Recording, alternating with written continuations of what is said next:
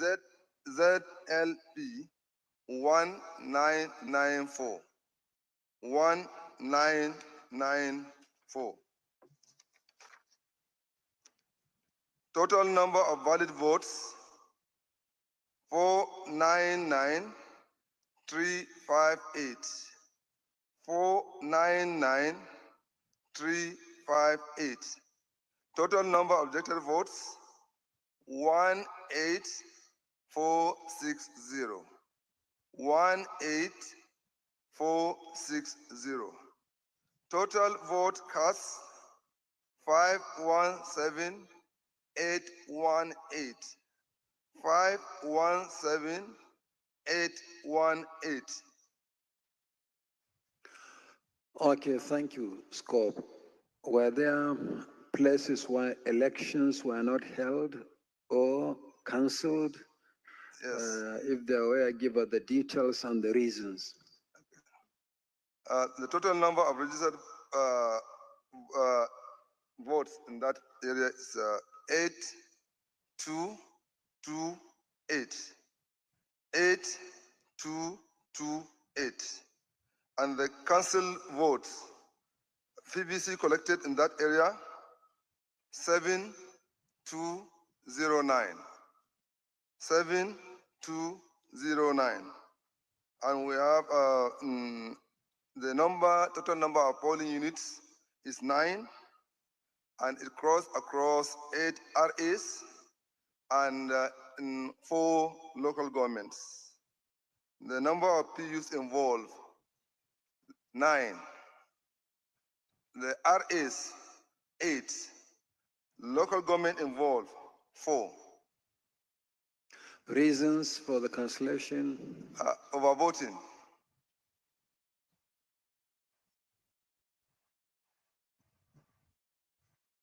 Okay, party agents, any comments on the Taraba result? Any comments, any observations? Okay, Scope Taraba, please step forward and submit your report and the result.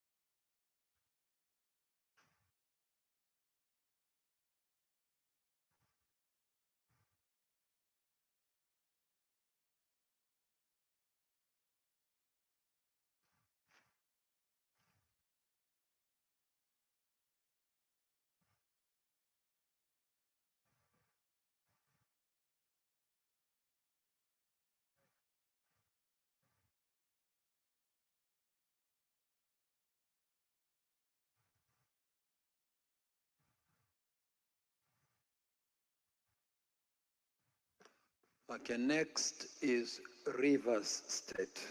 Rivers.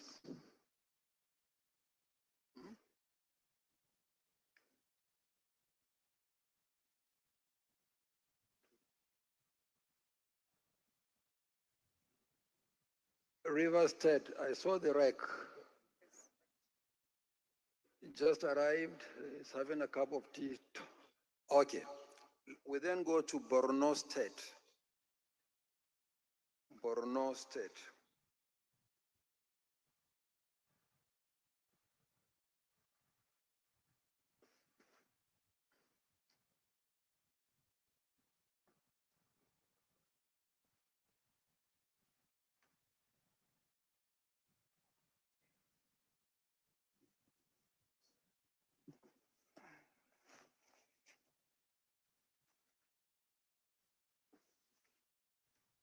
So Reg Borno, introduce yourself, followed by the scope. My name is Mohammed Magaji Ibrahim, the resident electoral commissioner, Borno State.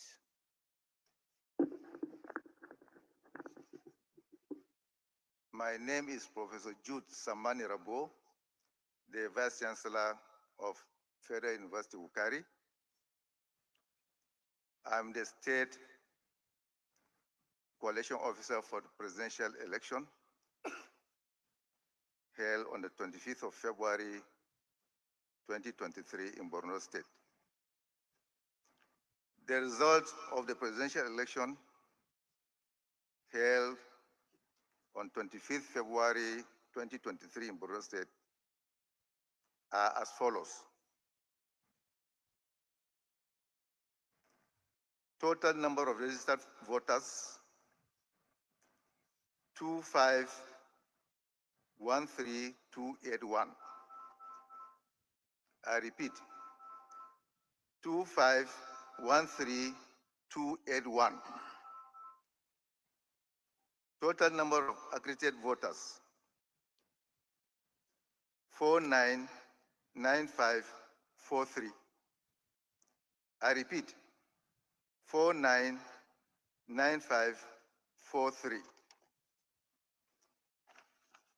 Total number of votes received by the presidential candidate of each of the political parties are as follows. Party A, 541. 541. Party AA, 915. 915. Party AAC, 349. 349. Party ADC, 1654. 1654. Party ADP, 1475. 1475. Party APC, 252282. 252282.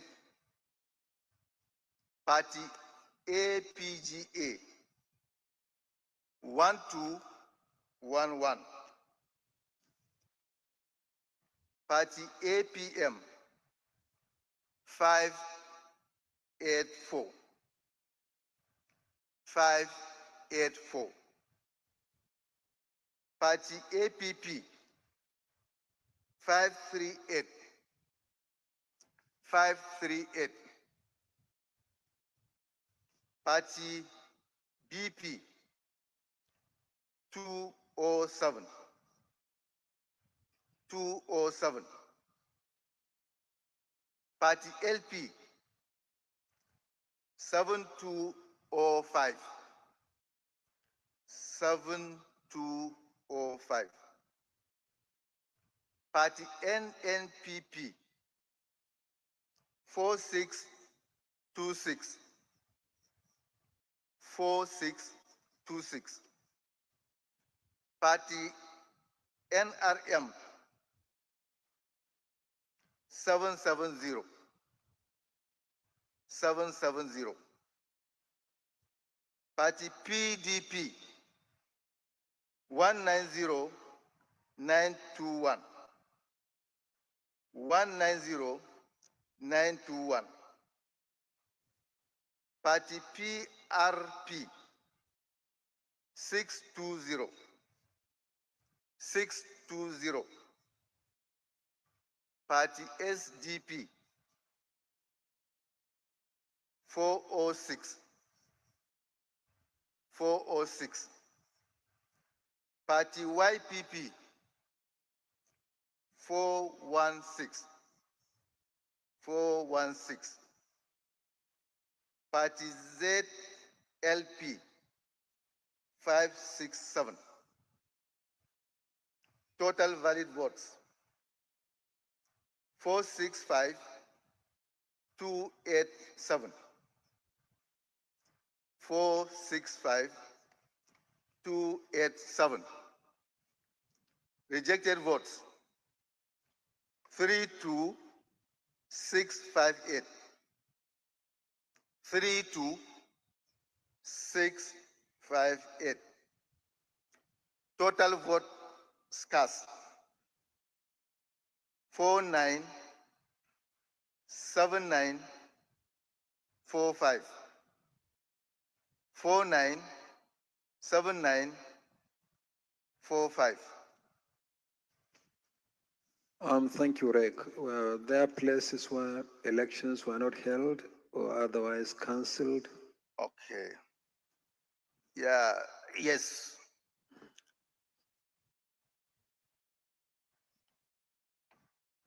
Election was cancelled in 12 polling units,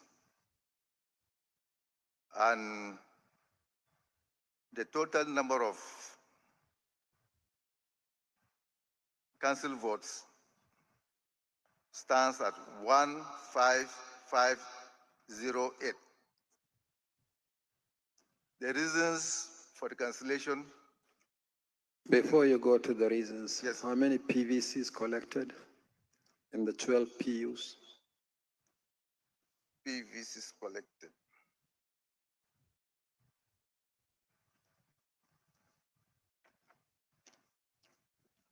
One 13825. 13825 PVCs were collected. Okay, reasons for the cancellation? Mainly overvoting and then beavers failure.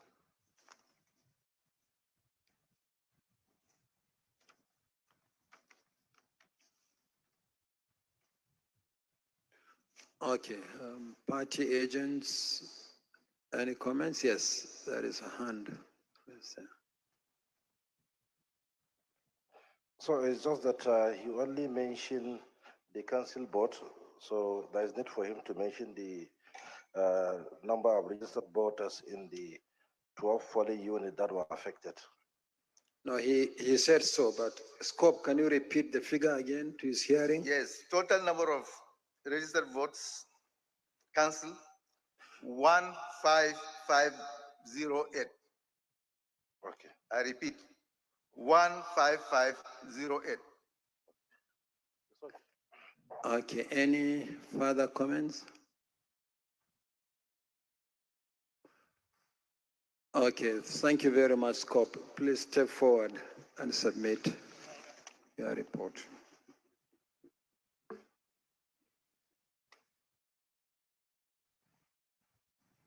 Let me have the spreadsheet first.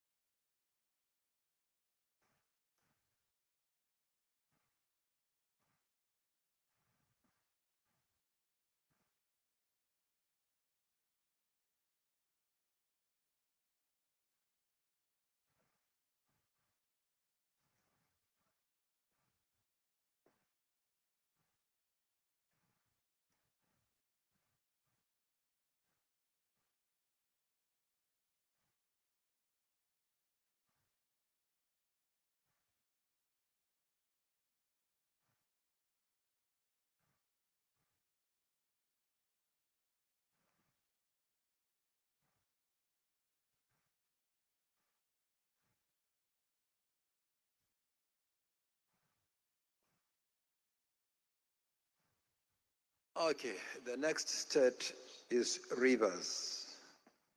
Is the resident electoral commissioner ready?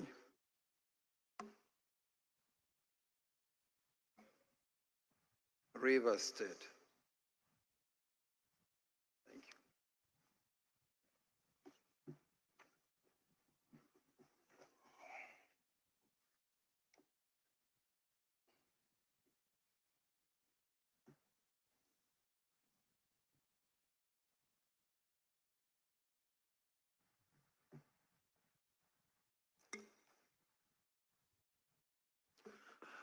Okay, Rick, introduce yourself, followed by the scope, and the scope should proceed thereafter to make his presentation. My name is Dr. Johnson Alalebo Sinikiem, the resident electoral commissioner, INEC River State. My name is Professor Teddy Charles Adias, Vice Chancellor of Federal University of Turkey. Scope for River State. Mr. Chairman, National Commissioners present, I present to you results of election held on the 25th of February 2023 in River State. This election is a presidential election. Total numbers of registered voters, 3537190.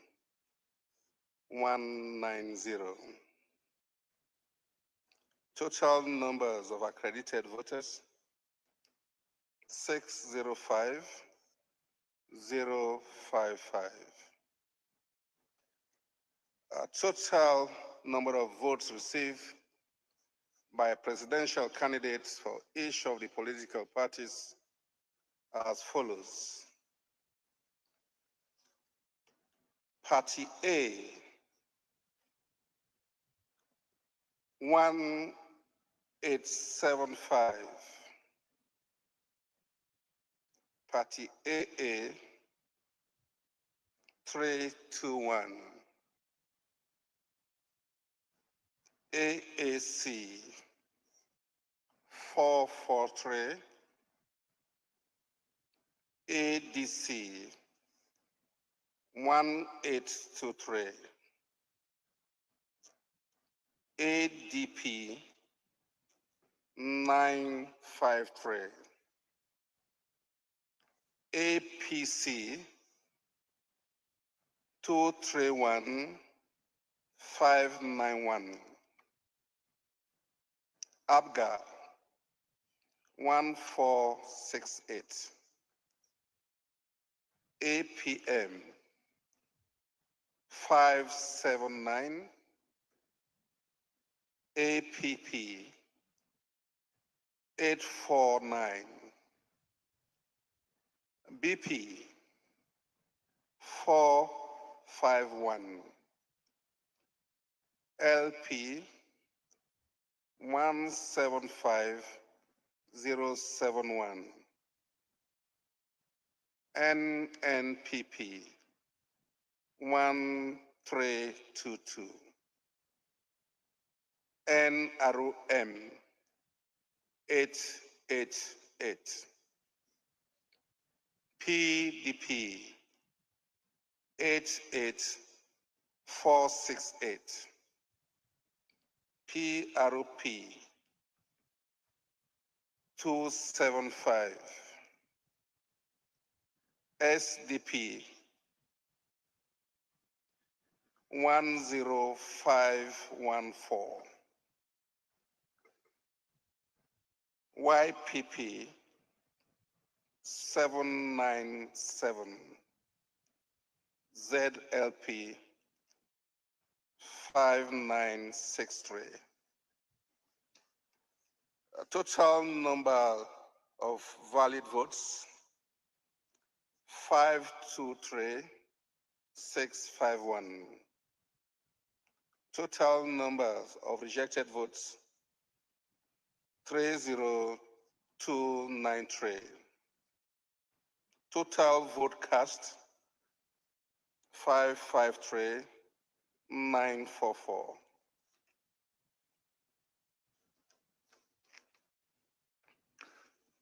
Thank you very much, Scope. Any incidents of cancellation or places where elections were not held and the statistics? Thank you, Mr. Chairman. There are areas of cancellation. Registered voters of affected area stood at 55414. Total PVC collected in affected area, 51763. Areas affected: 8 local governments, 25 ROAs, 121 polling units. And the reasons for cancellations were disruption and malfunctioning of the beavers that affected 1 ROA and 1 polling unit. Thank you.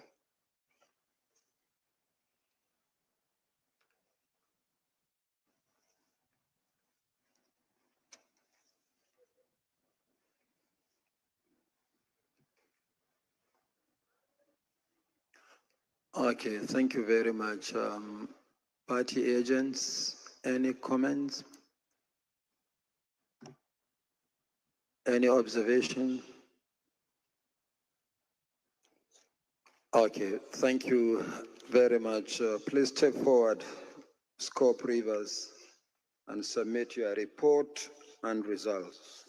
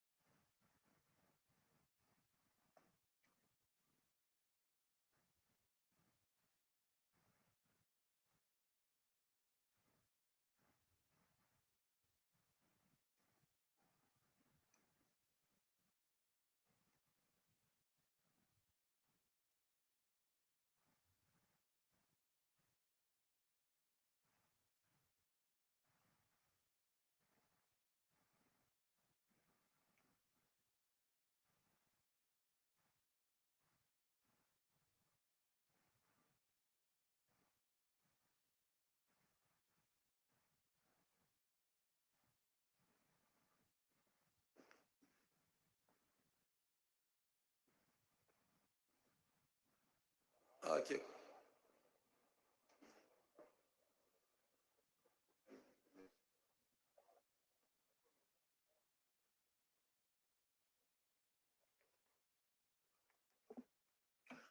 I learned that there is another state at the collation secretariat. So we give 5 short minutes so that we take that state.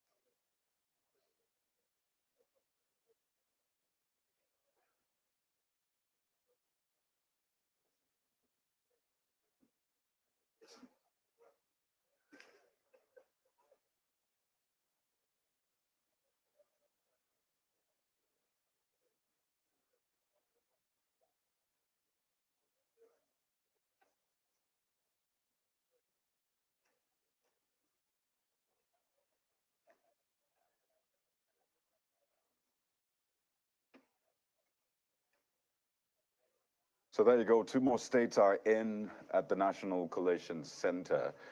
We've had Borno and Rivers State. Just to recap, for Borno State, or total registered voters was over 2 million, 2.5 million. But for what the parties got, well, for the 4 leading parties, the APC had 252,282. That's for Borno State. The Labour Party had 7,205 votes, NNPP with 4,626, and the PDP with 190,921. So for Borno State, the APC clinched that one.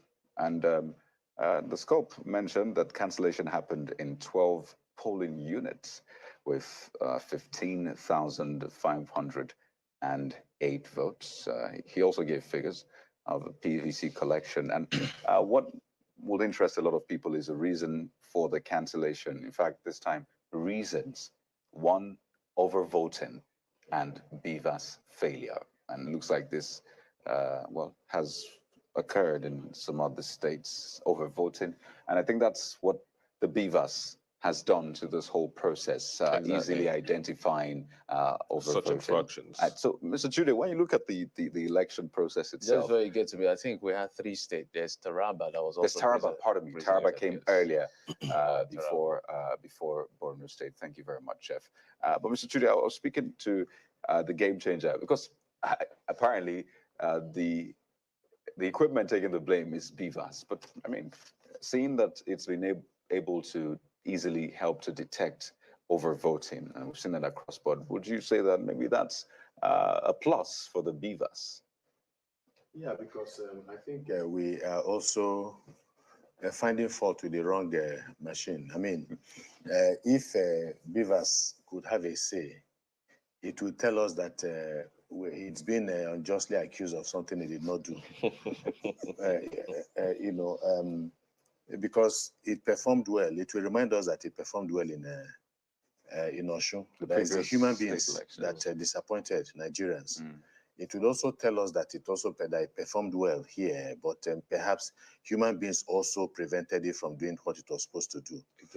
Again, you know, so for those who are saying, yeah, BVAS, but I'm not sure BVAS failed us seriously.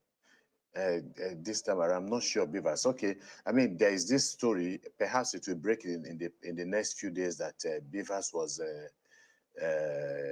some people were responsible for what happened, and that the police has moved against such people. Well, what the police said is they're trying to investigate a certain video making rounds and all of that. So, I mean, it's important to also get some sort of closure to that. So yes, we'll see how the police deals with that and what the investigation Obviously, we need out. to move on from there. Look, INEC, I'm sure INEC did not just settle for the BVAS. In fact, all over the world. Pardon me, Mr. Chude, that particular video has actually been confirmed to be fake news. So I think the investigation that the police will now be doing is to now get where that is from, because that's been another bane in this whole process. Of course, I agree, absolutely. And I think we discussed it the other night.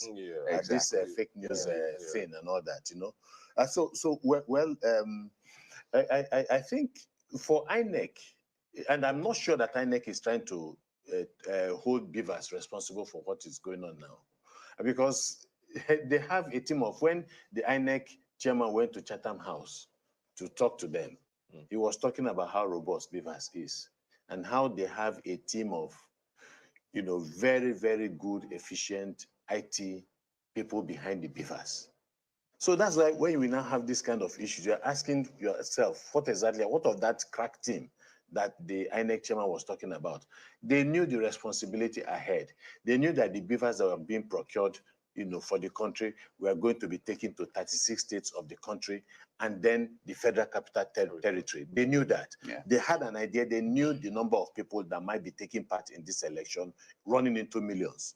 So you can't come and tell us that BVAS did not have the capacity to handle this, because in trying to give explanation for what happened, they tried to throw the BVAS under the bus. I think the explanation given really was, you know, trying to migrate from a smaller server to a bigger one, you know, scaling up. So at the end of the day, it looks like INEC is not also blaming for me, BVAS. all of that explanation translates to one word: sophism. You know, trying to color a situation to be colorful about a particular situation. I mean, and you're absolutely, you have a right to your opinion. Of course, that's what I'm saying. You know, so because right now, BVAS has been given a bad name. That's the implication. And that's not fair. So if tomorrow, it's not fair, you know. So if he could complain, it will complain vigorously that he's being accused, you know, wrongly. You know, so because the implication is that tomorrow people are talking about something, a different kind of technology. We've hardly used it. You only used it in states. It was procured at very huge, with very huge amount of money. Indeed. You know, and so you are now going to say, well, people are going to say, well, it failed us in 2003 general election. Why are we going to stick with the beavers? That's the implication of what is happening. You know, and I think that is, we should give it more time.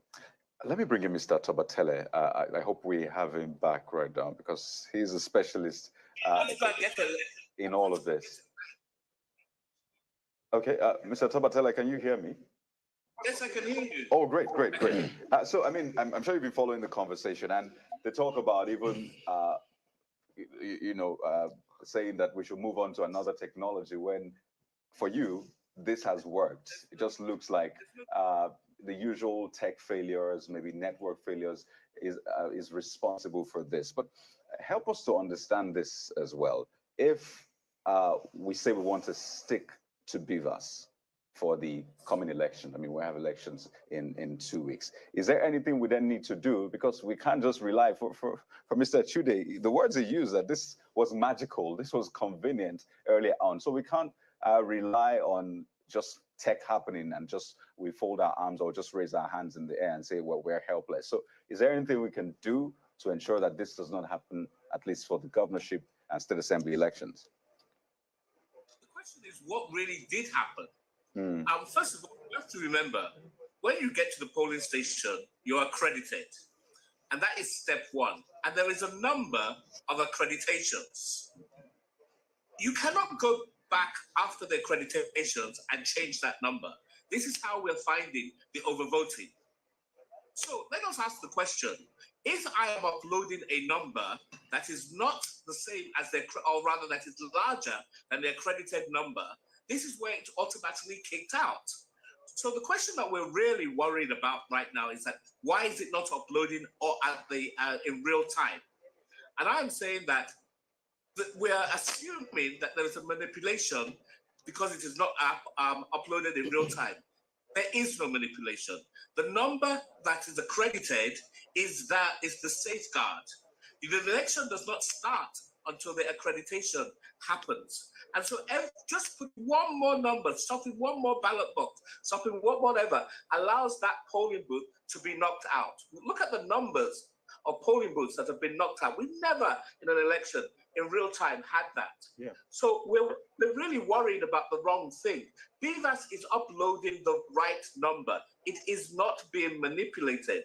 The problem that we're worried about is that we're using the GSM network where all of us are sometimes kicked off the system. It isn't a reliable network, but that is the network that we have. We cannot put in the next 2 weeks, put in a new GSM network. Sometimes you call somebody, in the middle of the call drops, you call back and they say, number not obtainable. That's the same thing that's happening with the BVAS. As you said, BVAS has been given a bad name, but it is the thing that is giving us the authentic numbers. As I said, the only problem that we have here is that we have a deficit of trust. A big deficit of trust, as I said, because this is a system that has not been audited and has no trust in the system. We're talking about Osun State, we're talking about Anambra, we're talking about other places. But in Osun State, they had to the court, the tribunal had to say that BVAS didn't get the overvoting. It did get the overvoting. The system, the people didn't believe it at the time. In the next 2 weeks, we're not going to get a new GSM network. That is not going to happen. And we're not going to get a new BVAS. We need to have faith in the BVAS. But INEC has 2 weeks to educate us as to why these things happen, so that this deficit of trust is narrowed. Okay, who do we have? Is that Rek Imo? All right, so let's just go back to the Coalition Center right now. Imo, okay. So Rek, please introduce yourself and the scope to introduce himself and present the result. My name is Professor Sylvia Uchenna Ago, Resident Electoral Commissioner, Imo State.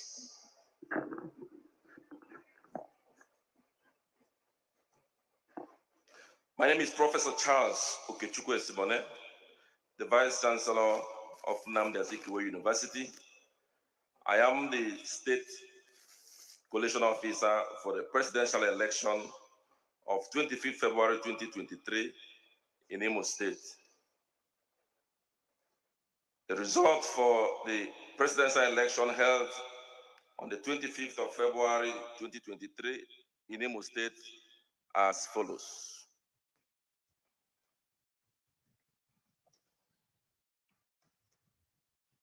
Total number of registered voters, 2419922. 2419922.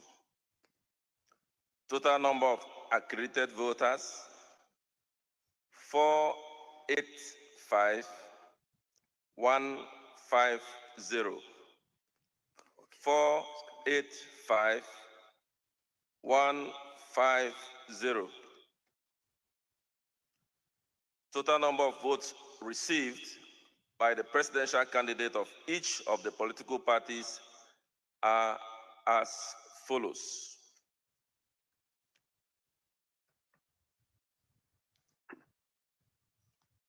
Party AA. Party A, 611. 611. Party AA, 289. 289. Party AAC, 227. 227. ADC, 770. 770. ADP, 267. 267. APC, 66406. 66406. APGA, APGA, 2562. 2562. APM, 405. 405. APP, 197. 197. BP,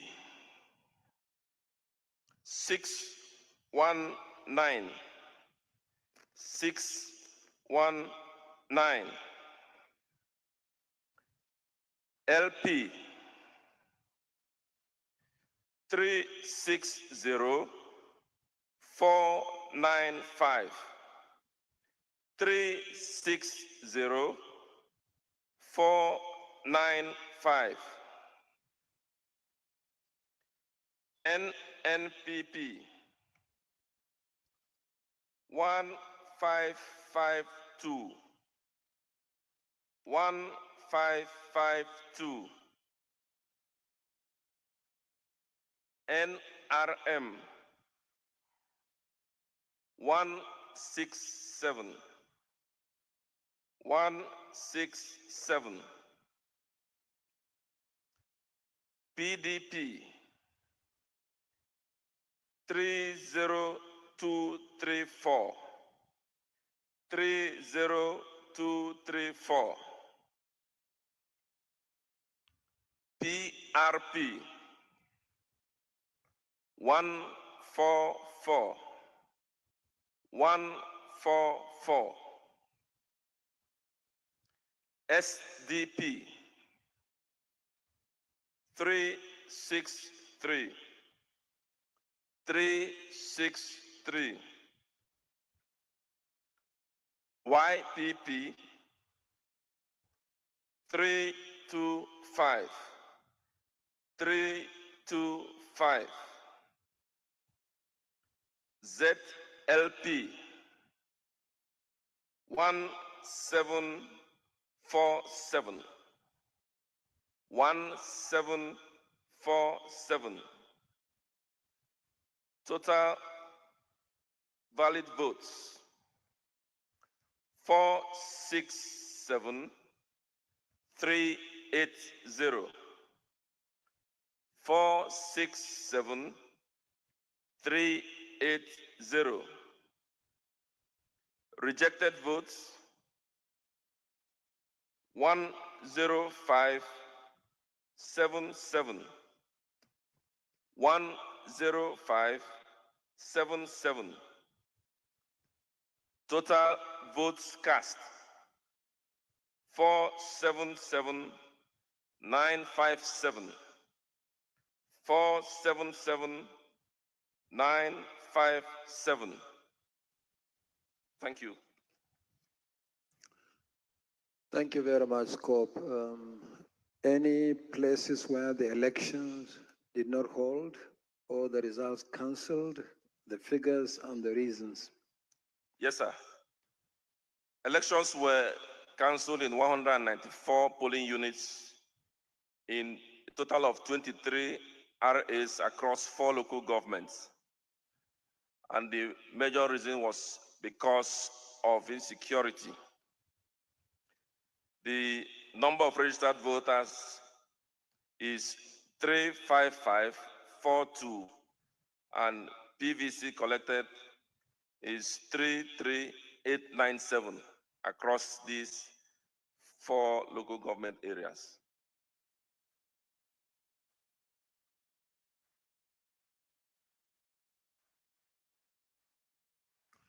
Okay, party agents, any observation, any comment?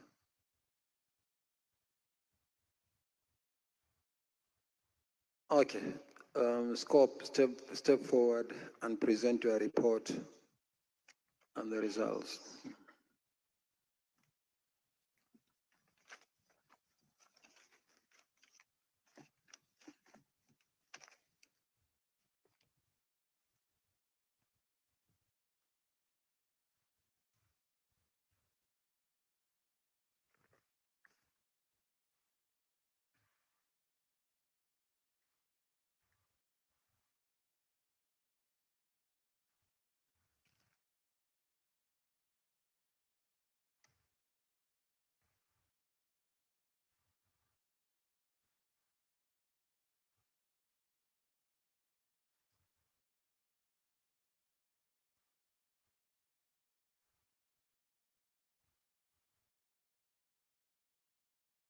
Okay.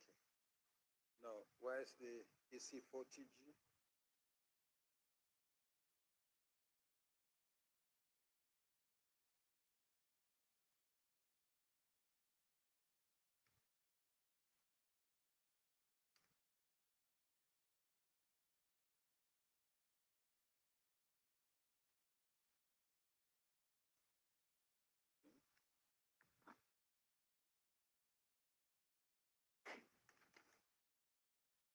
Okay, thank you, Prof.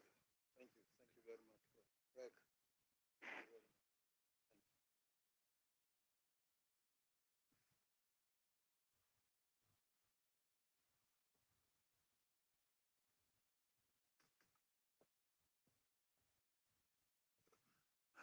Distinguished ladies and gentlemen,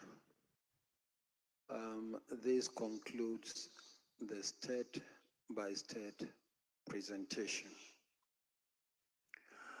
The next stage is to record the votes, the summary of the votes scored in each state of the Federation on Form EC 8DA, which is the summary of results on state-by-state basis. Thereafter, this will be transferred to the EC8E, which is for the declaration and return. And it is therefore my pleasure to show to party agents and ladies and gentlemen present the sealed copies of EC8DA and the EC8E.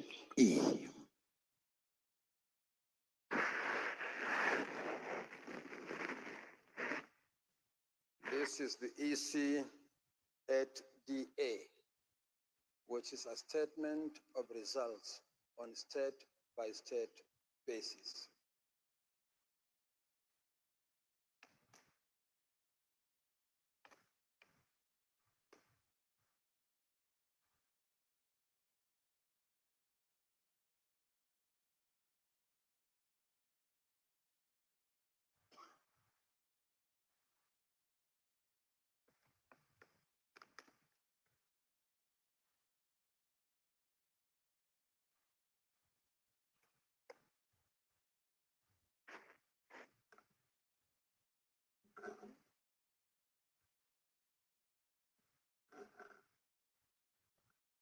Okay, this is the result sheet that will contain the summary of results on state-by-state basis. And this is for all to see. This will be completed here. We are not going anywhere to complete it. Then we have the EC8E, which is the final declaration of results of the election.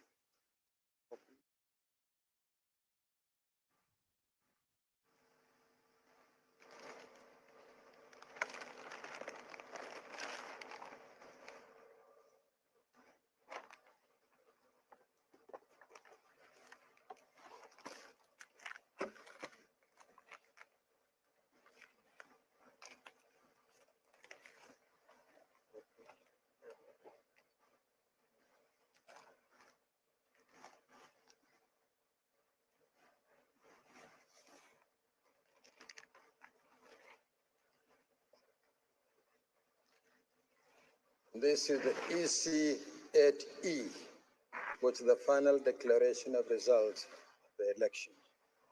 Completely blank.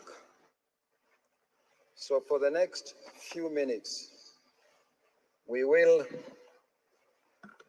complete the forms, both the EC8DA and the EC8E. Thereafter, I will read aloud the summary of the votes on state-by-state basis before moving to the next stage. Now, if any party agent or anybody present wishes to stretch his or her legs, or to take a health break, or to get a cup of tea or coffee, now is the time to do so. It will take a few minutes for us to enter all the figures summarized on state-by-state basis. And thereafter, we'll invite you for the next stage. But we are not going anywhere. Everything is going to be done here until the final stage. Thank you.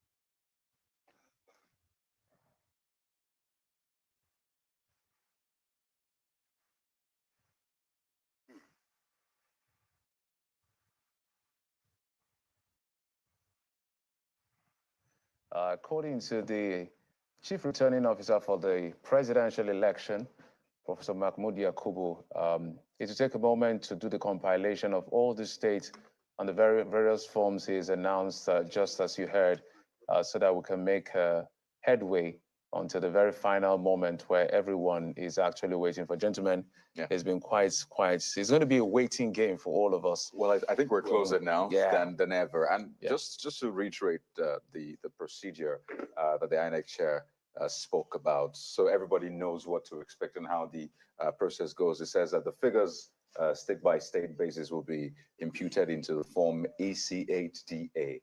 I think a lot of people are used to the form EC8A, but it actually goes all the way to EC8DA,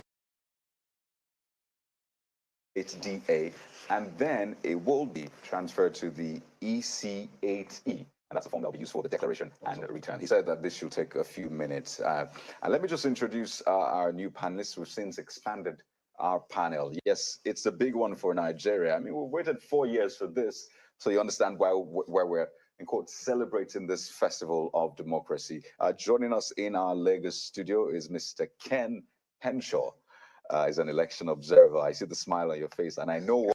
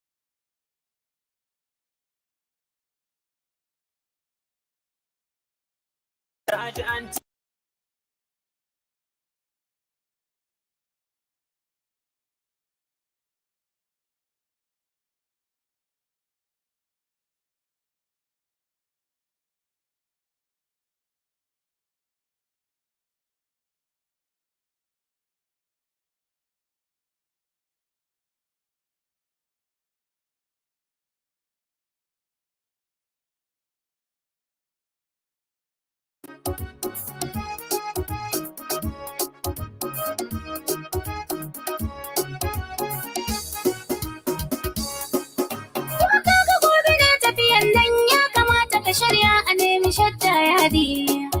Wai ya kike batun tafiya gobe mu fa nan gobe Ilori za mu je maulidi. Kuma sauri nake ana ta jira na a anguwa na karɓo aron kudin mai gadi. In kina ganin ba zan dawo ba rike takalmi na dama kila rike di. A'a mu je in raka ka dai a biya shi don kunaran sai mai raba mu ni da kai yau fa ban gani ba.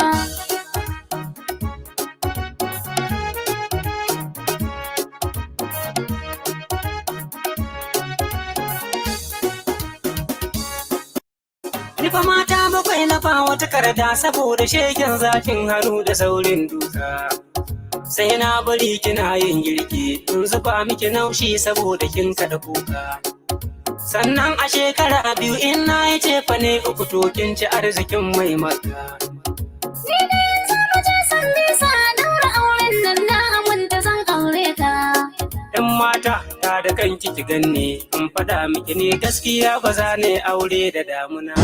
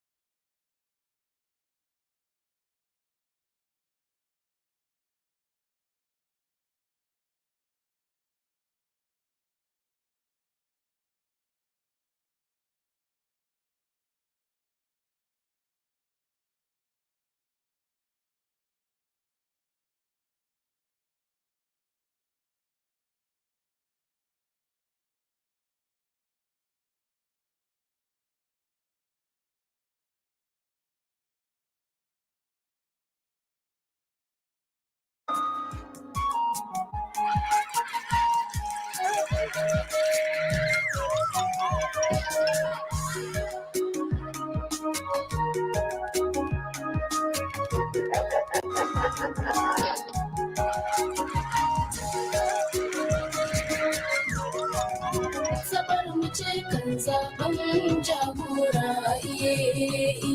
Allah kai ka ban iko in ki abun gudu da fatar wakina Allah kai ka ban hikima in yi ragargaza da harshen bakina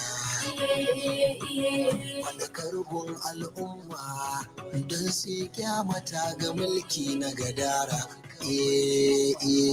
Baubawan birni ka sassabar mu ce kan zaben jagora Dangi Aminu din ala na tudun Murtala na kwanar yan Ghana shugaban yan Shababu mai kula fuci da kawa dangina shi ne ke muku addabo sai wata ran idan muna da yawan kwana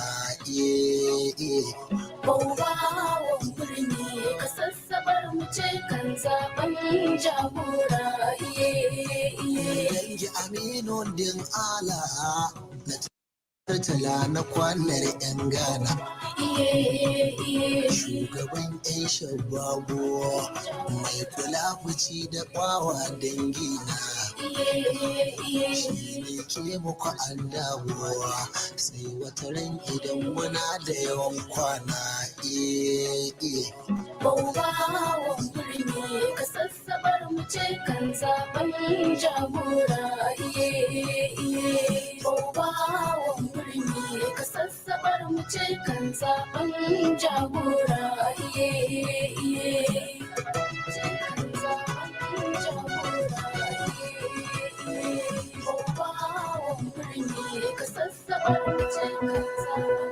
Casa'in da ɗaya da ɗigo biyar, mita 91 kacal, mita 91.5 za a kawo alfajir FM haske na al'umma. 91.5 mita 91 kacal, mita 91.5 za a kawo alfajir FM haske na al'umma. Allah muna ta yin rakamoɗi, sannan muna ta yin addu'o'i, tsare mu rikicin basasa, ya surke da duba don mu ba. Allah muna ta yin rakamoɗi, sannan muna ta yin addu'o'i, tsare mu rikicin basasa, ya surke da duba don mu ba. Allah muna ta yin rakamoɗi.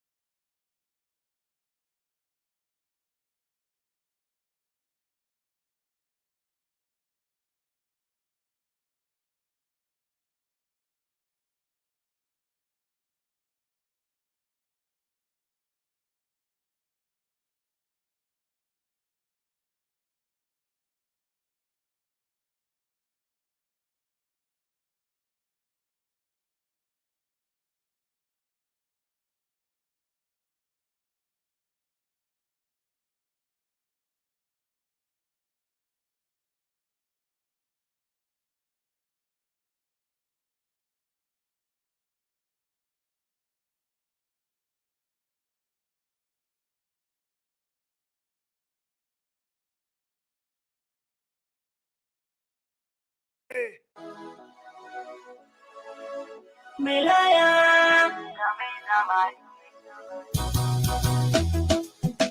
Melaya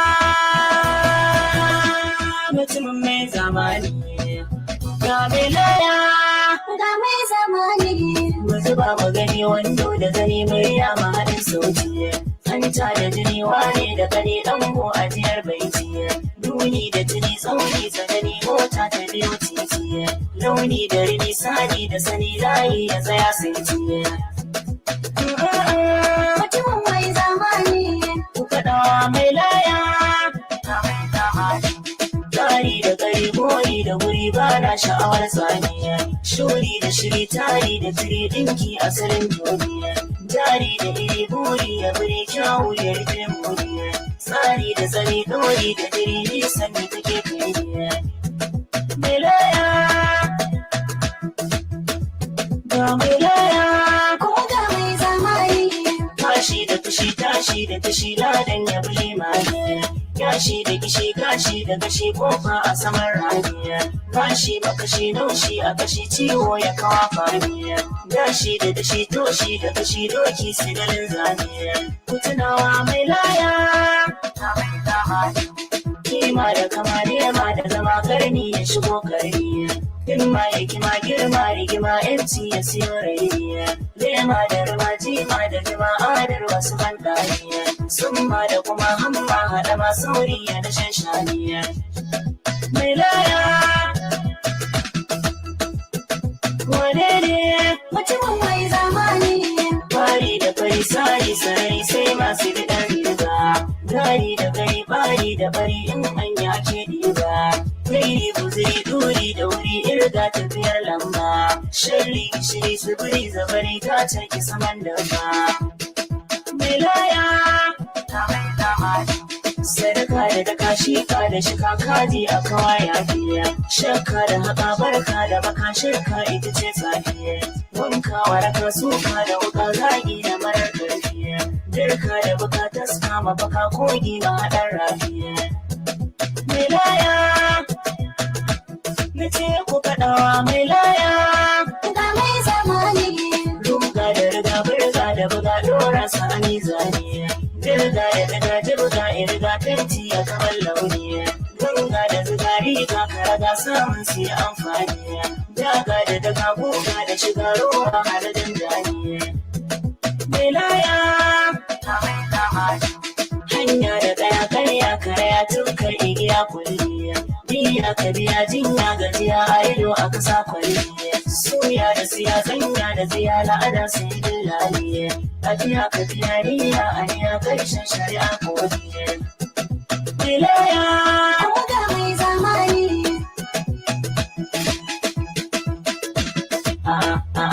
ne gaba da ya baya maza sun kasa kure salona na kwanta in yi bacci suna cigiya da rashin gani na kuyo hakuri masoya ina lallau a cikin gidana shekara in bai ta zago na kan ji kuna yaba kokari na duk sanda abin ya zo min ina sanya ku cikin abona tare da na kan ji daɗi idan na ban ku a sansani na mai laya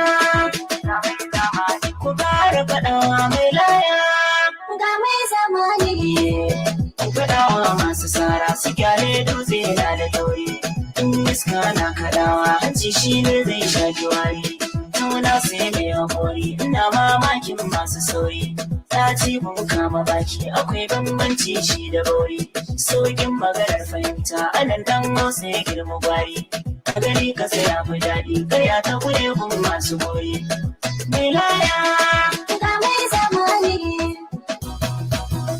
duba maganar ciki ban furta ba lissafi na daidai yake bai kwance ba ban juya ba wai ce muku ban shirya ba duk juyi dole mutum iya ya zama baba domin yara ko yaushe suna santarwa mutum ba ko ya yi sallama ba mugu ba in sadaka ce za ka yi ka nemo gumma an yi kashe an ware ne ba zan ɗauka ba mai laya ku ƙara faɗawa mai laya ga mai zamani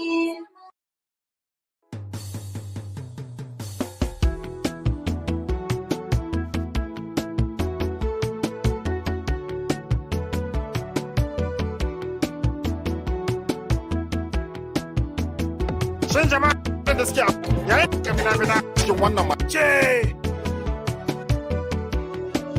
Mai laya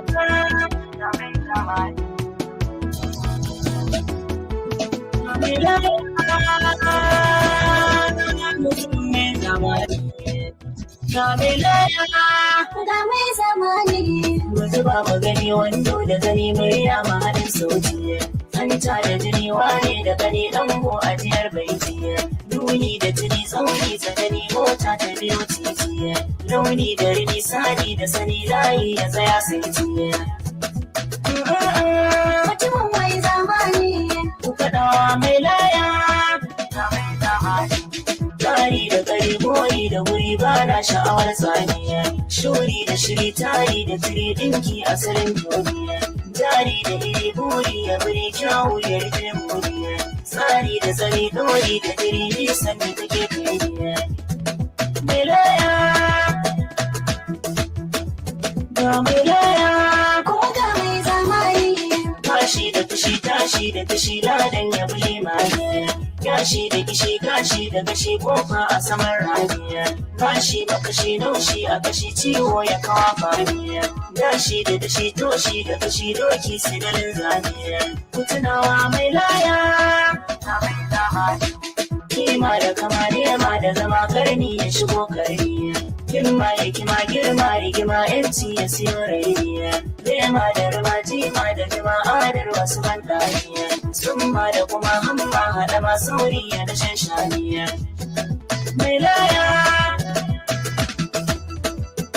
wane ne mutumin mai zamani fari da fari sari sarari sai masu bidan riba gari da gari bari da bari in hanya ke diba gairi guziri duri da wuri irga tafiyar lamba sharri gishiri suburi zabari ta caki saman daba mai laya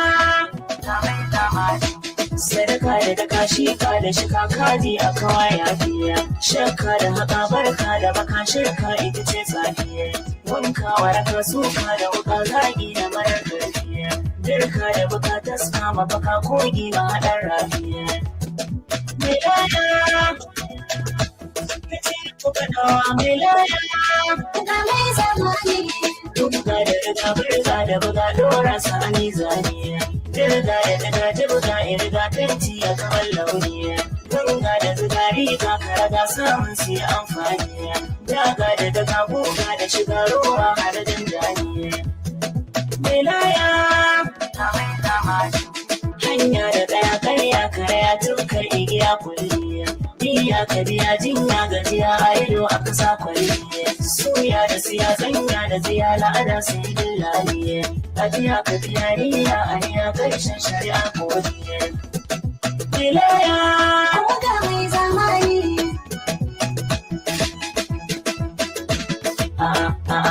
ne gaba da yi baya maza sun kasa kure salona ya kwanta in yi bacci suna cigiya da rashin gani na fiyo hakuri masoya ina lallau a cikin gidana shekara in bai ta zago na kan ji kuna yaba kokari na duk sanda abin ya zo min ina sanya ku cikin amona tare da na kan ji daɗi idan na ban ku a sansani na mai laya na mai zamani ku ƙara faɗawa mai laya ga mai zamani ku faɗawa masu sara su gyale dutse na da tauri in iska na kaɗawa hanci shi ne zai shaƙi wari nuna sai mai haƙori ina mamakin masu sauri ta ci mun kama baki akwai bambanci shi da bauri sauƙin maganar fahimta anan dan hausa ya girma gwari a gani ka sai ya fi daɗi karya ta kure kun masu bori mai laya ga mai zamani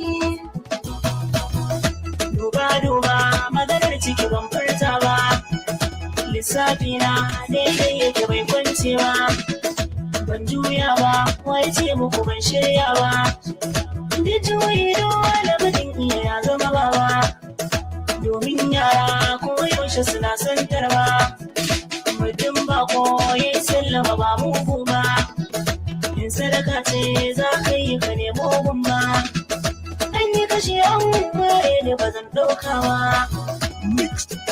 mai laya ku ƙara faɗawa mai laya ga mai zamani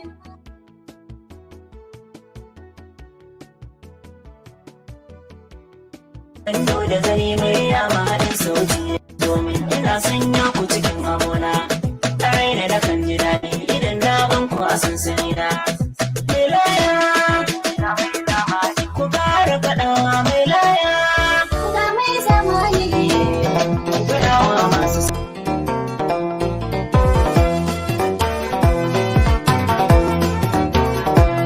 saurara lokacinmu ne a bar mu yadda rabi ya so yaro ciwon cikin barewa a dajiwa za ya bata kanwa yaro Allahn da ya barewa a daji shi za ya bata kanwa yaro yanzu na zo da tsokaci ga albishir sai ku ban farin goro makiyi zai yi firgici a zuciya ba mu kullatar yaro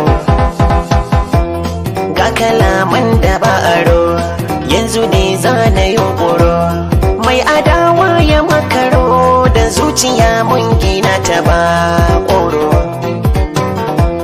ga da sharrafi ya fita ya yi fure har iyansa an ɗiba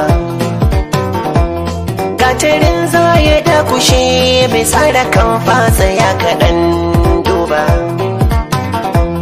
ga yabanya da kyan da shi mai gaskiya rayuwarsa ya taɓa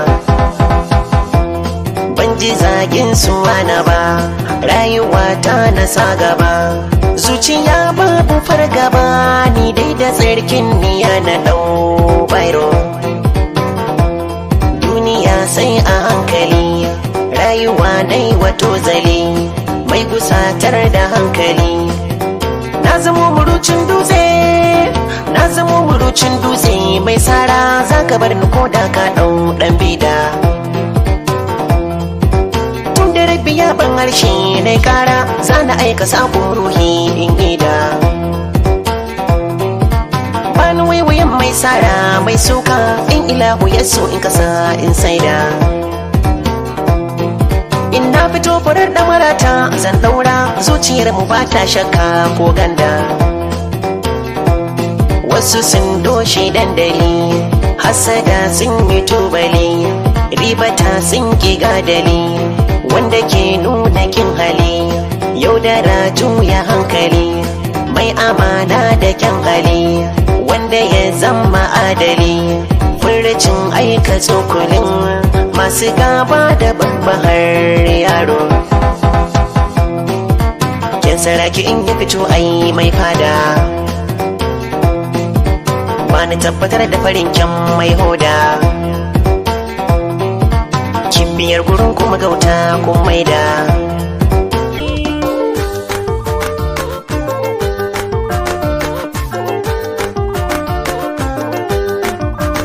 yake tunani sosai zuciya da rasai kuka kai matasai za su zama azani ka rage ni sosai zan rage ka sosai tallafin gilasai zan yi babu raini ki daga ki gani sassan ki san mai dubi gasai kin nisa cikin sa so na raina da jini in suka sha da ruwa mu kuma sha da zuma mai sanya ta mu maso shi za ya gari tambalili masoya tambalili masoya karki ji komai tawa cikin gidana kalli ido na a kalli idan ki fuskata ta nuna a iya sani na ka tsaya a raina boye mana sirrikan mu dan kan su gani in suka sha da ruwa mu kuma sha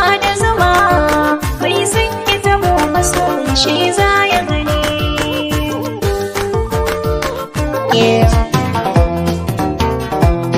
wani koyi kula fice bar shi ɗaukai mahaukaci rabi shi ke da lokaci ya baka tilasa a dinga sauraro gani na fito kun sani bayan waƙoƙin hausa hanzari nake bana bacci da zama kasa furci nake ɗai bayan ɗai bana in gausa in na ce karan bata kun san rai mai yagunsa na fito bali tsani na hau da ƙara nisa so na gaske gaunar ma'aiki a zuciyata ba ni ƙoro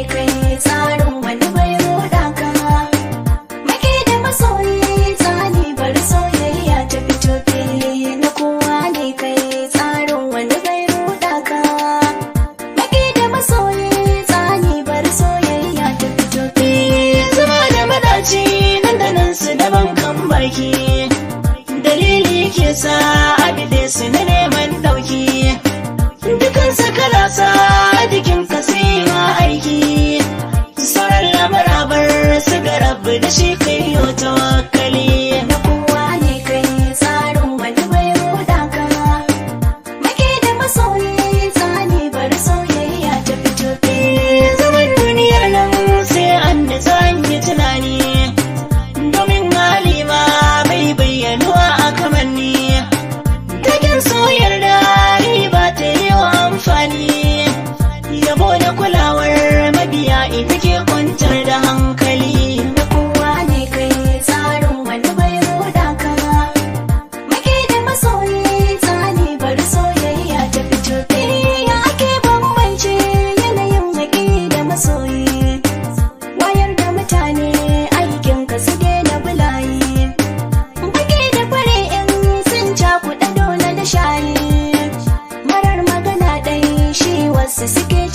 kuli-kuli. Na kowa da ni tsarin wani bai roda ni. Maki da masoyi tsani bari soyayya ta fito fili.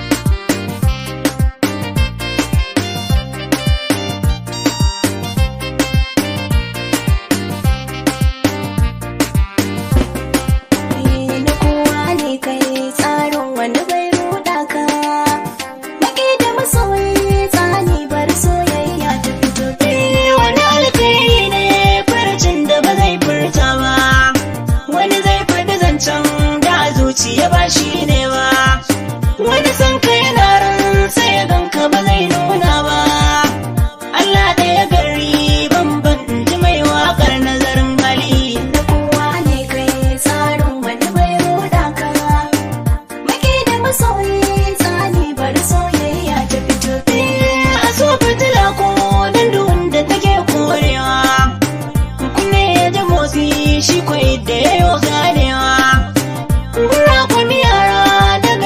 suke gafa misali kenan ta irin kaunar da ake wa dankali na kowa ne kai tsarin wani bai roda ka maki da masoyi tsani bar soyayya ta fito dukan nasara kwai jarrabar da take kowa gurin mai kwazo aka san a gano kasawa Allah kai amin dama ni ban da iya sai da kai mun tun fari da haka na hora asali na kowa ne kai tsarin wani bai roda ka maki da masoyi tsani bar soyayya ta fito fili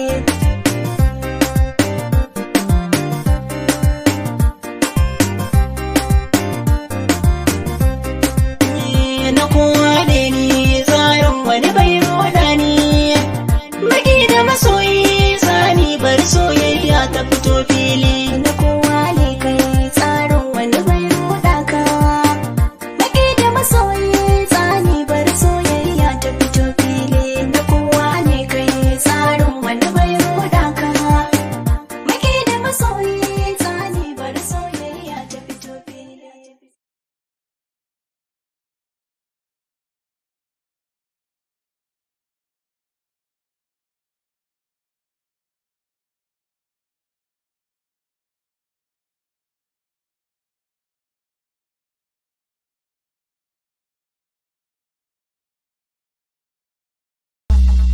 Ampara, ampara, ampara.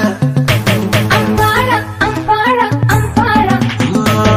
Mai na'ara na jirai yana ta faɗa.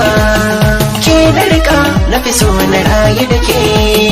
Mai na'ara na jirai yana ta faɗa. Kai na rika na fi so na rayu da kai.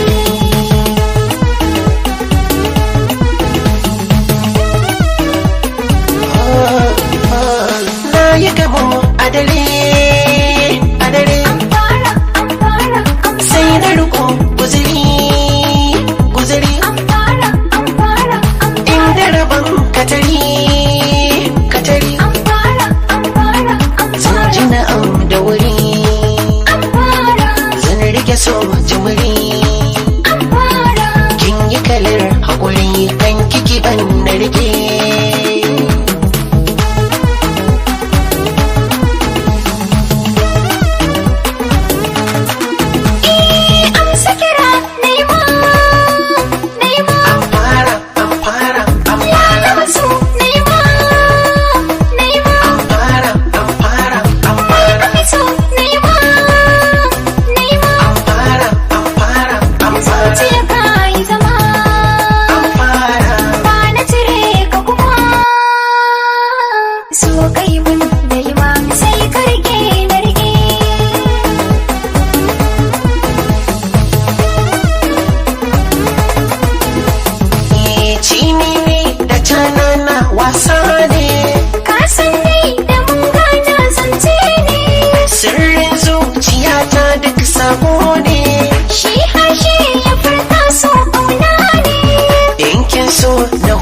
toce ni ne ruhi rai jiki sun lamunce da kai mai na'ara na jirayya yana ta faɗa ke na rika na fi so na rayu da ke.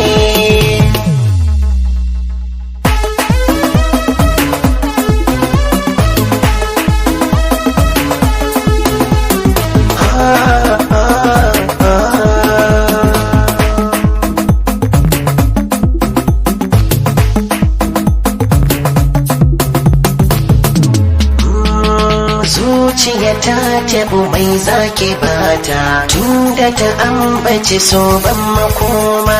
Zuciya ta tabu mai zaka bata tunda ta ambaci so ban makoma.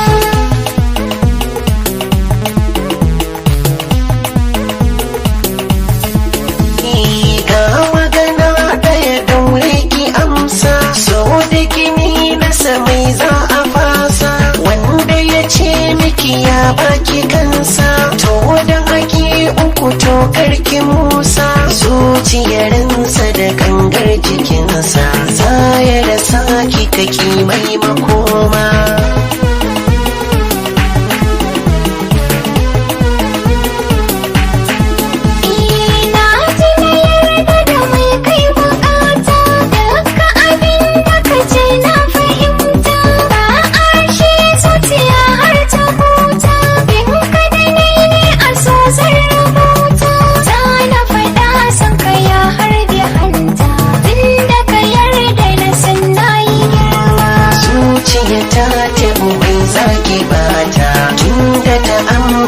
So ban makoma.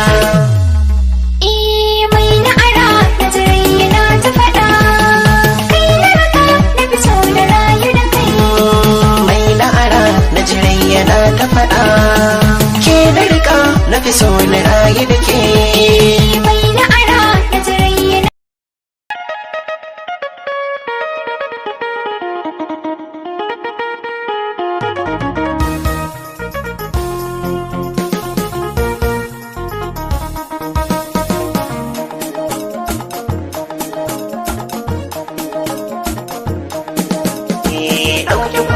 na guda gwamnati kunce jigida ranmu da burin mu ci gasa ta rawar dan mazari. Ɗauki guda gyala guda gwamnati kunce jigida ranmu da burin mu ci gasa ta rawar dan mazari. In karkin alkawari kai zan nuna a gari ka daga tuta ka ci gasa ta rawar dan mazari.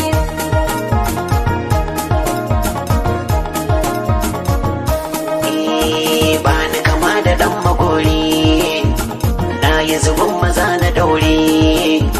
Kyala sake ki ɗauki gari sai da waiwaya gyara ado na tafiya ta. Ki kwai hikima ga masu zance, hali ɗaya na da kyan ƙawance. Kula babu ko kuwa sa ai maka dariya kai dai karka koyi zane.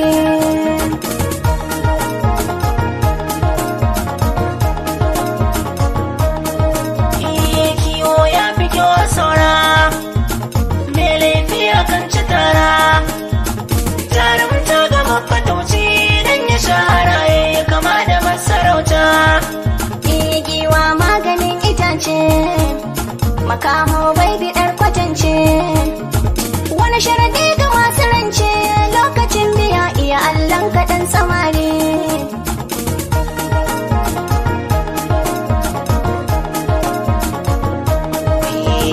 Sai da kashi akan yi alli, mata su ka sanya kwalli.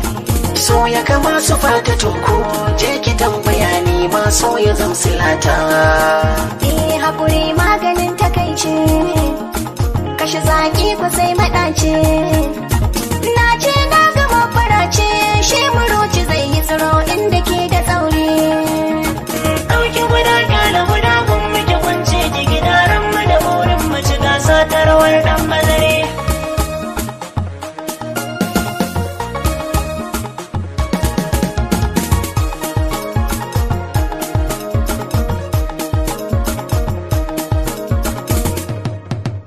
In karkin alkawari kai zan nuna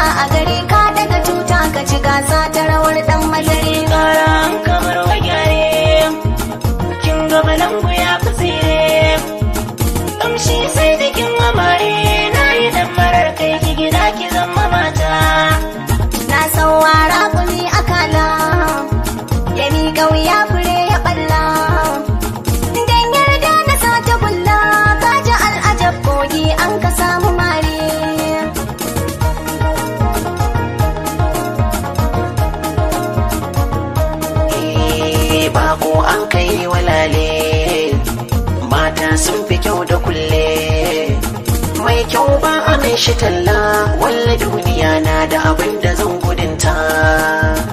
Ka zo a cikin fitattu, alfaharin kamun magantu, ka manta da gishiri in an sa cikin miyagun rububinta a yi sauri.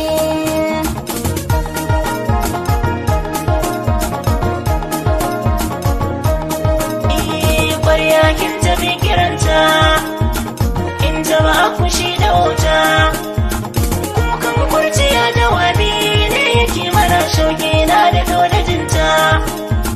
Girma na da ɗauda riga, zane biya da an yi jinga, an ce hausa ba da boba tun da kayi mun zanga ne ta ko da tare.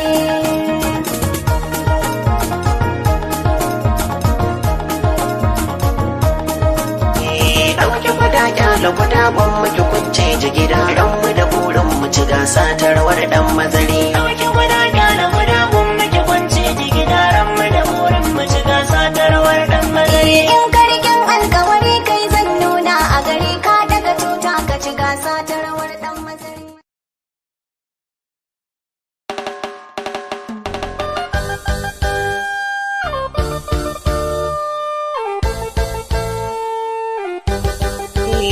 In suka sha da ruwa, mu kuma sha da zuma, mai sanya taɓo masoyi shi za ya gani. In suka sha da ruwa, mu kuma sha da zuma, mai sanya tabo masoyi shi za ya gani.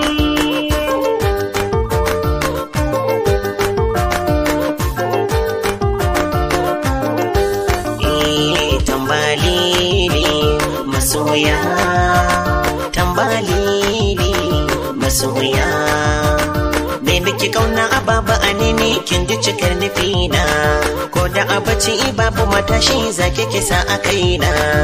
Tun da kai kirana, zana zo masoyi. Taho ya ake taho guri na kowa ya gani. In suka sha da ruwa, mu kuma sha da zuma, mai sanya tabo masoyi shi za ya gani. tambalili masoya, tambalili masoya.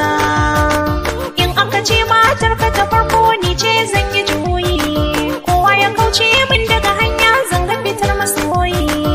Tafiya nake yi don kisan ina yi, Zabin da na kai gidan mu kai sun ka gani. in suka sha da ruwa mu kuma sha da zuma, Mai sanya tabo masoyi shi za ya gani. an kaɗo gangar ruwa tashi mai saya mai juyawa, so da su shi idan na yau ba na bidar are ke gogewa, nan yake da mu ya armashi ke saka kunnuwa ke tarbewa. Kada kai ɗaure da ciyawa, tunda san ka baya gidayuwa, tilas su kau da adawa, na baka kai ba ruwa. Ki fito ki ga mai kiran ki ne za ki gani. In suka sha da ruwa, mu kuma sha da zuma, Mai sanya tabo masoyi shi za ya gani. duka motsi ina kara tinaka. Bishiyar ta yi ‘ya'ya zana tsinka.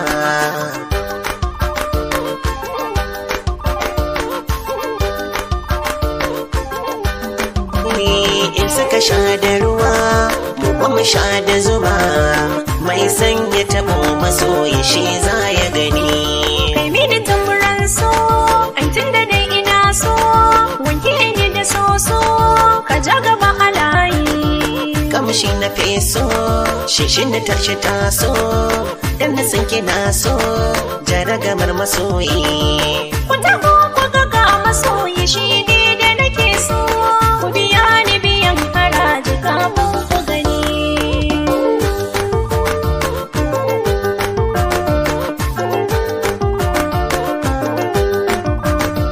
Ki tunani sosai, zuciya da rasai, kai matasai, za su zama azani. Ka rage ni sosai, zan rage ka sosai, tallafin gilasai, zan yi babu raini. Ki daga ki gani sassan ki san mai dubi gasai, kin nisa cikin sa so na raina da jini. in suka sha da ruwa mu kuma sha da zuma mai sanya ta mu masoyi shi za ya gani tambalili masoya tambalili masoya karki ji komai ta wace cikin gidana kalli ido na kalli idan ki fuskata ta nuna a iya sani na ka tsaya a raina boye mana sirrikan mu dan kan su gani in suka sha da ruwa mu kuma sha da zuma mai sanya ta mu masoyi shi za ya gani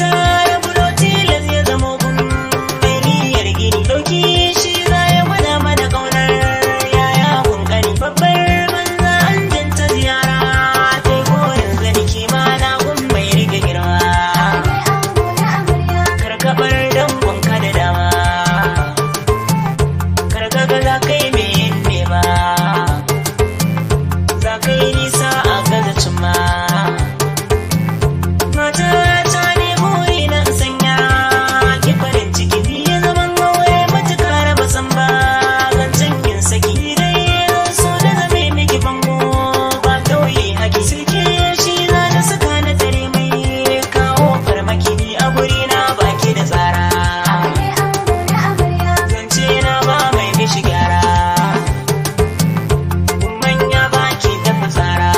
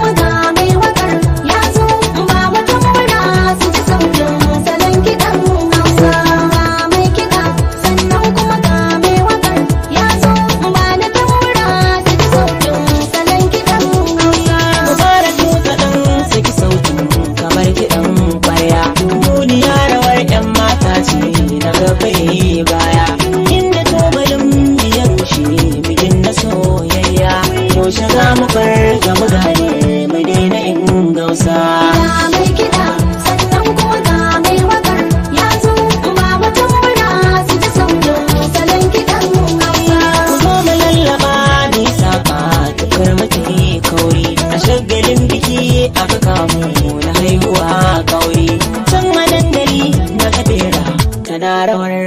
kwari ku yi rawar kuwa ta kasa ta zama kasa. Ga mai kiɗa sannan kuma ga mai wakar ya zo ba wata murna su ji sautin salon kiɗan Hausa. Kayan kiɗa na Hausa mutane da san akwai talle a ɗaura akayo a yi shantu da sa ayo tsalle. Wage yan mata ga da suke su ɗaura ɗan kyalle kaga yan maza daga gefe su ma suna wasa. Ga mai kiɗa sannan kuma ga mai wakar ya zo ba wata murna su ji sautin salon kiɗan Hausa.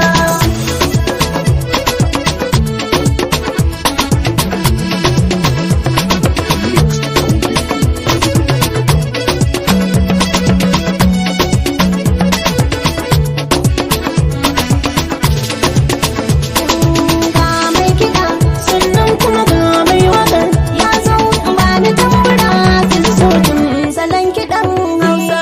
Ba da raina wacce ta gane zaman gidan miji ya fi inda za ta ɗauki sirrin ta kasa a nan gaba yi murfi wacce kuka ganta a lungu ana ta marta da fifi mai bazar kan hanya kira ta kwarkwasa. Ga mai kiɗa sannan kuma ga mai wakar ya zo ba wata murna su ji sautin salon kiɗan Hausa.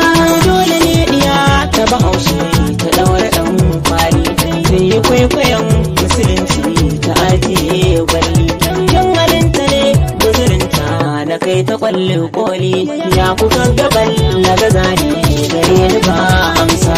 Ga mai kiɗa sannan kuma ga mai wakar ya zo ba wata murna su ji sautin salon kiɗan Hausa. Zo da dakata daga nesa da duba agogo rufi na ɗaki ya ganewa ya kan yi bango wata gila ko ba ku gani abin da na hango ya gara ta kan yi da dutse ko bai da gurbinsa. Ga mai kiɗa sannan kuma ga mai wakar ya zo ba ni ta murna su ji sautin salon kiɗan Hausa. Sani tambara su ji sautin salon kiɗan Hausa.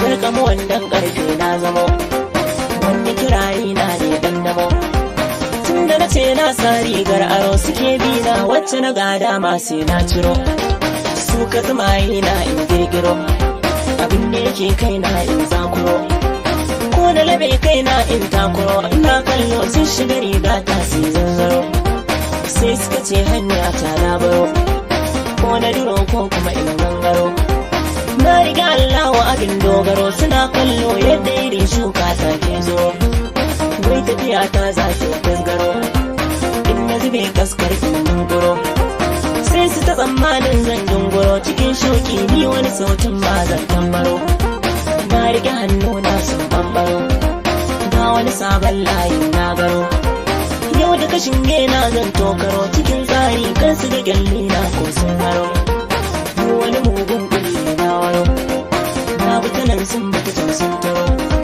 na tuna mai waka ta asayyaro yana cewa wanda ya yohin ma zai hallaro inda suke son kai wasu nakuro na su yi danu ne kuma sun zuro ko da faɗin zai sa su sun zuro ina kari su su ga baya na sun tsarraro don bishiyar kan ya ta baro shi ya saka ba na tsoron karo banda yawan nera balle taro asiri na ya rufu ba na yawo kwararo dukka tunani na zan kankaro duk wani lissafi in tsantsaro sun na abin ne ita biyo ciro na amfana sai ka ji sun ce ni na mankaro in na ji baki na zan kuskuro kana su ce wai yaki na taro ta ga kafa ta zan kin bankaro silar wannan wasu suke ce min in raro ba ni da san kai na in kankaro ko koyan dan wani in makuro kar su gaza da jiran zan bindiro masoya na san na kasa ba na yin bandaro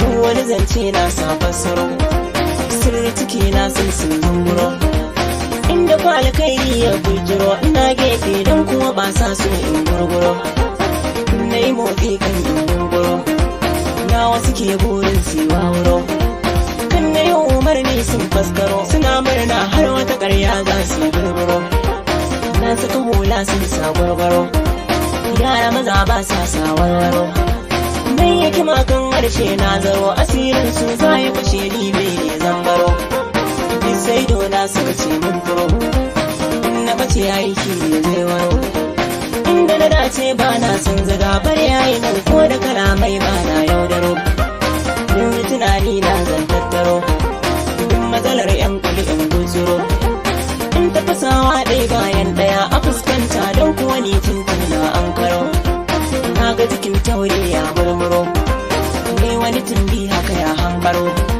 shi kuma mugun da mai ɗan kaho saman keya ya iya cuta na sami tsaro kar kuma zaɓin ko in bunzuro tare kuke yin sana'ar ganzaro da wasu nake zance ba gwari ba nufin Allah shi ya saka nuna yake yin amo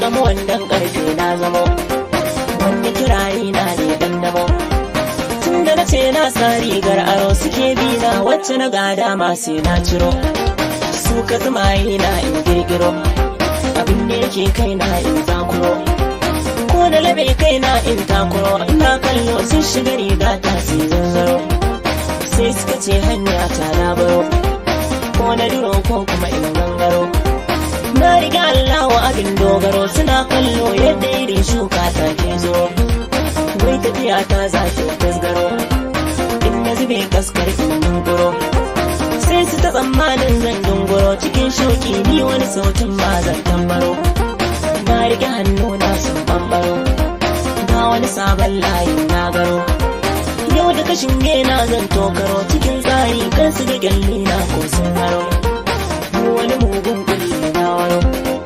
na butanen sun bata can sun taro na tuna mai waka ta asayyaro yana cewa wanda ya yi himma zai hallaro inda suke son kai wasu naƙuro na su yi dano ne kuma sun zuro ko da kaɗan zai sa su sun zuro ina ƙari su su ga baya na sun tsarraro don bishiyar kanya ta baro shi ya saka ba na tsoron karo banda yawan nera balle taro asiri na ya rufu ba na yawo kwararo dukka tunani na zan kankaro wani lissafi in zanzaro sun na abin ne isa biyo ciro na amfana sai ka ji sun ce ni na mankaro in na ji baki na zan kuskuro kana su ce wai yaƙi na taro ta ga kafa ta zan kin bankaro silar wannan wasu suke ce min in raro ba ni da san kaina in kankaro ko koyan dan wani in makuro kar su gaza da jiran zan bindiro masoya na san na kasa ba na yin bandaro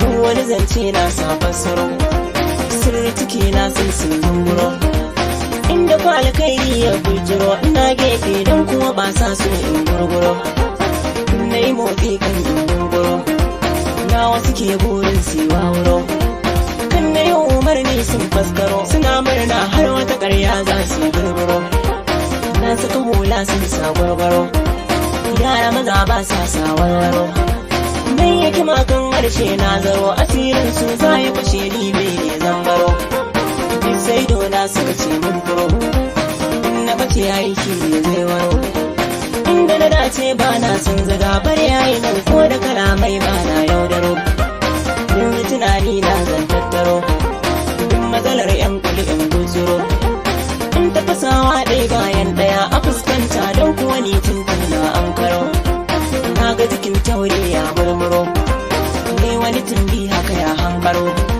shi kuma mugun da mai ɗan kaho saman keya ya iya cuta na sami tsaro kar kuma zaɓin ko in bunzuro tare kuke yin sana'ar ganzaro da wasu nake zance ba gwari ba nufin Allah shi ya saka nuna yake yin amo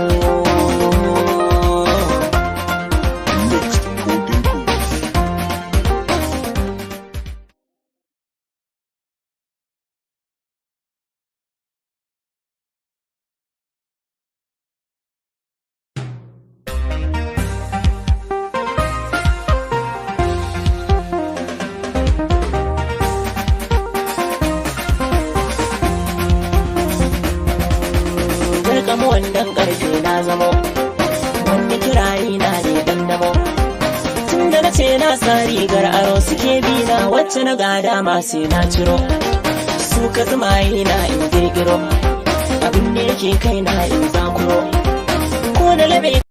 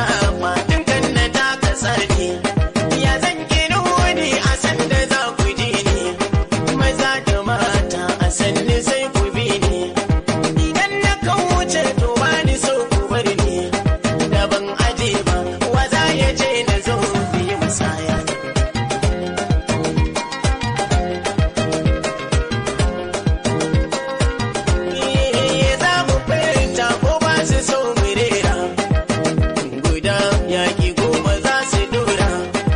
Ba mu kyamar mu yi kuskure a gyara. Mai masoya ai ba shi yin gadara. Wasu ke ji da kansu sai fitsara. Ga misali kafin na ba ku shi ku ji na baya.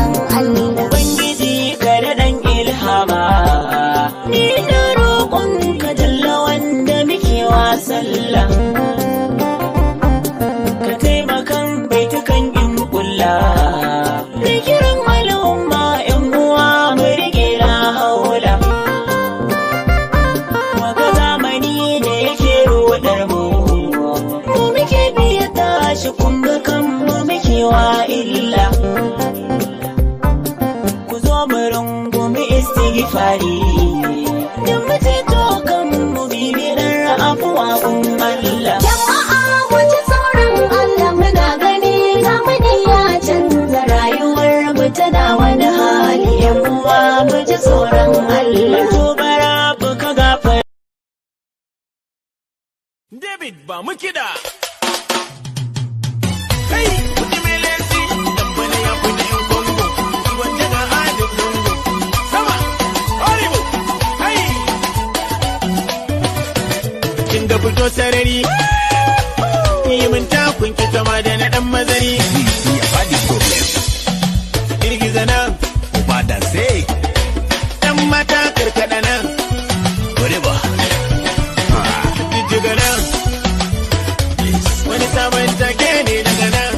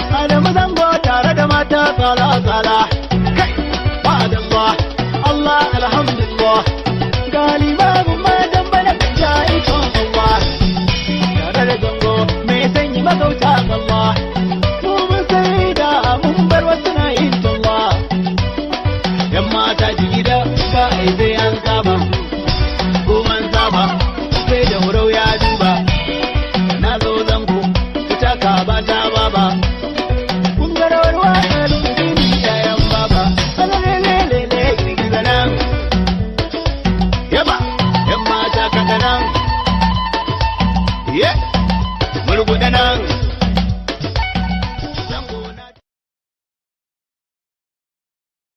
David ba mu kiɗa.